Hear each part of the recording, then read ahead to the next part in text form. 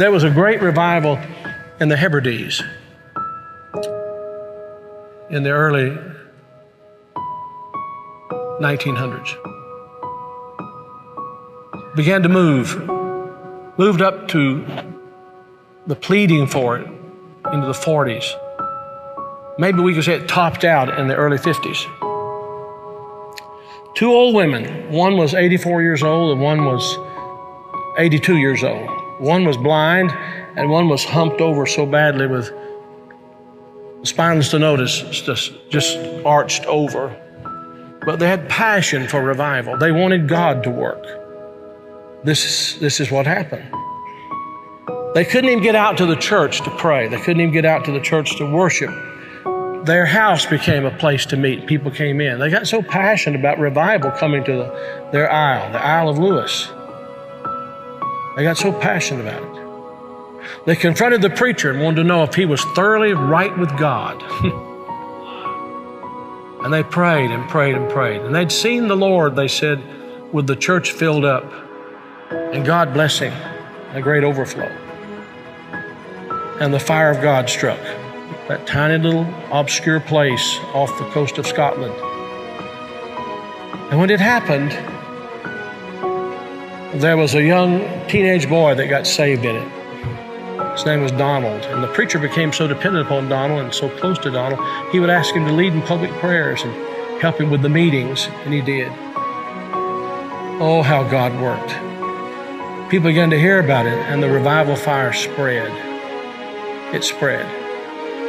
And God blessed in a great way. Those two old women, the kind of people don't want in a church anymore. And from that same island, there was a young girl who was a cousin to Donald Smith, who immigrated to America. Her name was Marianne Smith McLeod. She came to America in 1936. She met a man named Fred, and they were married. They fell in love. They were married. God blessed in a great way. And those old women were her aunts. And they came out of that fiery revival, They really experienced revival.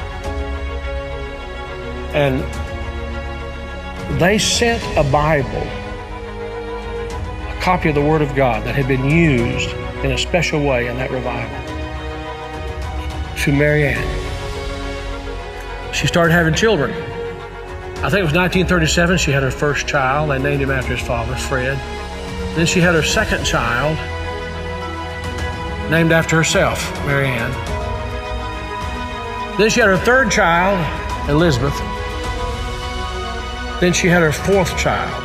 And she was so impacted by this teenage boy God had used in that revival of the Hebrides. She named him Donald. And she gave him that Bible, that Hebrides Revival Bible. He was born in 1946.